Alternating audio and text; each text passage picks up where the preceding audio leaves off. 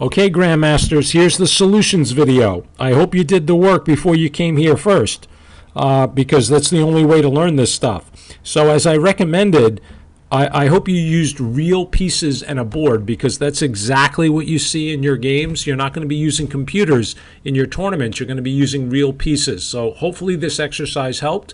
The key to solving this position was to find a queen sacrifice. It was the best way to force a checkmate. And it's actually only mate in 2. You may have found some other variations that look pretty good, but if you wanted to checkmate this king, the fastest way to do it was to find this really nice queen sacrifice, queen h8.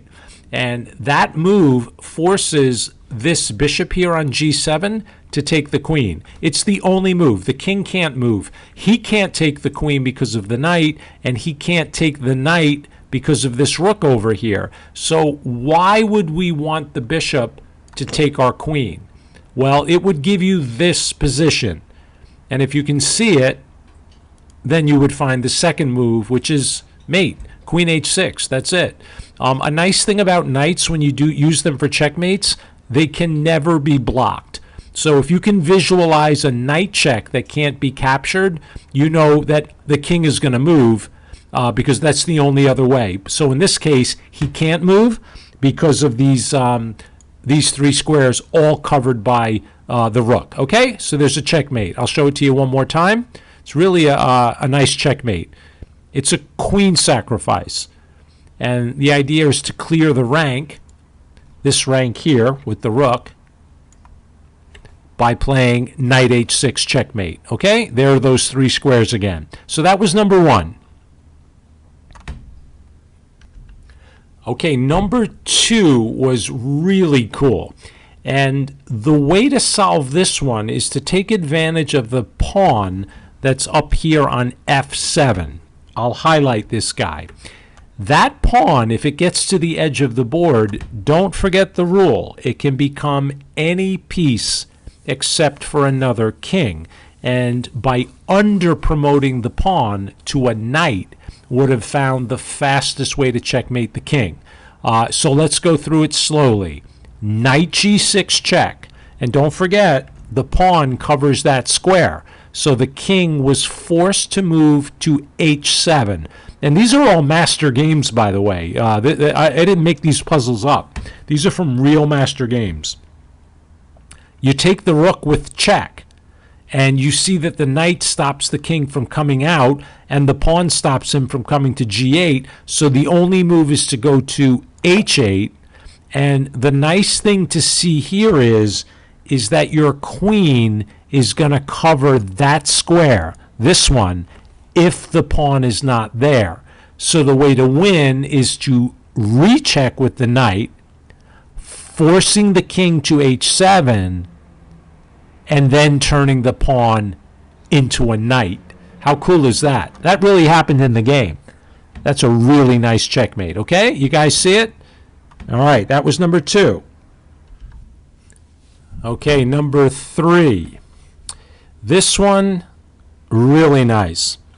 The idea here is to, well, they're all to checkmate the king, right? Okay, but you had to see that your queen here, Big Mama on e4, had access to this diagonal.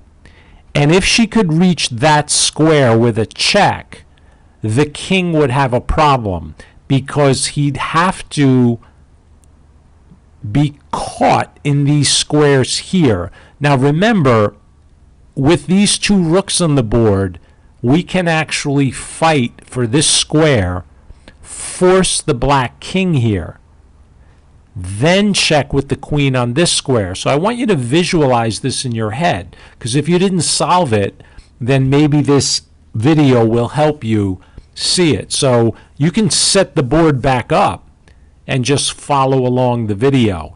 We want to play queen a8 check, because from here the queen is going to coordinate with the bishop and be able to check here. Can you see that little triangle that I made? That's a pretty cool move. Remember, if the queen lands here, that king is going to get checkmated because he won't be able to take her. There's a bishop here on h6. So it's really a great demonstration of how the pieces work together from all different angles. Okay? So here we go. The first move, you had to find rook g8 check. So here we're actually giving away a rook because we have two, black only has one. Black takes the rook, and then you give the second check with the second rook, and now the king has no choice but to take, putting himself on the square that we want. So we give a check from a8. The only way to get out of this check, well, you could move your king here right away and then get checkmated, or you can try to block the check on one of these squares with the queen, and it's not going to help because these two minor pieces can't defend her. You know, like if this pawn wasn't here, then the bishop would be guarding the queen and black would have no problem. But there is no way to protect her. So you just take the queen. Black's only move is to f7, and there's the checkmate. Okay? So can you see it from this position? Okay? Now I've got all those lights on, but, you know, you should still be able to see it. Check with the rook. Black has to take. Second check, king takes, queen check. Whether you block or not, it doesn't matter. You just take the queen. King f7 is forced. Queen to f8. Really nice checkmate. Okay, number 4. This was actually my favorite out of them all. Because there's a really, really nice pattern that's going on. And again, these are all master games, so I can take you back. You know, I could actually jump to the beginning of the game with this program and play every move for you, but that wasn't the point of this exercise. So when we got to the position in question, it was right from here where white set a deadly trap. I mean, white is much better in this position, but by putting the knight on d5, black had a choice here. Either live with this knight here. It's not easy to get rid of this piece unless this knight takes it, because this is technically an outpost square. You know, it's in black's territory, protected by a friendly pawn. And, oops, sorry, don't want to do that. And there is no black pawn that can chase it away. So this knight is really, really strong. So black took it. However, by taking it, black walked right into a checkmate. And again, these are difficult. Okay, did you find this? It's forced. You have to give up your queen again. Queen takes h7. Those are such cool moves to play in your real games when you get to sack your queen. King has no choice. He has to take. Now, if you didn't solve this, now is a good time to try to think about what to do. Well, how do we continue the attack? We're down a queen here, a queen and a little more. Rook h3 check. You could put the bishop in the way, but white's just going to take it. So in the game, black just moved the king. But now how do we mate? The key to solving this mate is realizing that this rook on f1 has control of this whole file. So after the move bishop h6, the king was forced to go underneath the bishop. And when he did, now when we move this bishop, there'll be a check. I'll move him out of the way with this rook here. But what to do with the bishop? It's very important you find the move bishop f8. And I love this position because the bishop is sitting next to both rooks and this bishop here, and none of them can take the bishop because the king is in check with this rook. The only way to get out of check is to block with your bishop, and we just take it. Stare at that. What a beautiful checkmate. Okay, you want to see it again? Watch how fast I can set up the pieces. Amazing. I move them real quick, right? Sack the queen. King has to take. Rook h3. King g7. Keep an eye on that rook you have over here, my friends. Bishop h6. King goes underneath. Bishop f8. Very important you find that move. Not bishop g7. Not here. The king will just take it. But on f8, Black was forced to part with their bishop. We just take it. Beautiful game. One more. Okay. This one is very similar to the queen sacrifice. Here you're going to sacrifice your rook. And my dear friends, there are some clues that give this stuff away in real games. Like, how would you describe to somebody who didn't play chess that the black king is completely surrounded by his own players?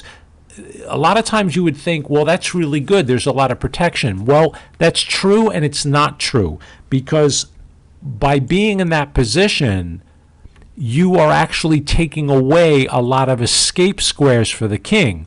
There's another observation you should make here, and it's the fact that you have this gorgeous pin here. The rook here on g7 cannot move. So whenever that happens, whenever you have a position where a piece can't move and the king is boxed in, always look for those checks that are easy to calculate. For example, well, to solve it, I'll give you the winner. It's rook takes h7. And the reason I'm saying this is not that hard to do once you learn these tricks, because black has to take the rook with the king. The rook on g7 is pinned, right? So you know you can force this position. You know you can force that position. And once you do, now all you have to do is get the queen here. Checkmate. Look at that. I just moved my queen like a knight. Well, can I do that in a real game? Yes, I can. But not in one move, obviously. So how do we continue? You have to stop here on h4. And by playing this, it forces the king where? To g6. Well, how do we continue? We play queen g5 check. King h7 is forced. And look at that. A few moves later, we have the position that we want. Okay? There's the starting position. Solve it in your head. Got it? Snap off the pawn with the rook. King takes. Then we do a little triangle zigzag. Check. King has to go to g6. And then we take really good, or make really good use of this pawn on f4. We use it to anchor the queen. She's snug as a bug. King goes to h7. Thank you for a nice game. Okay? Keep up with your chess kid and all that other good stuff. But I hope that you put some time into these checkmates and set up the board and pieces. It will really help. By the way, 12 and 2 o'clock, if you have the time and you want to give those 4 o'clock problems a shot, be my guest. Have a happy Mother's Day. Don't forget your mom.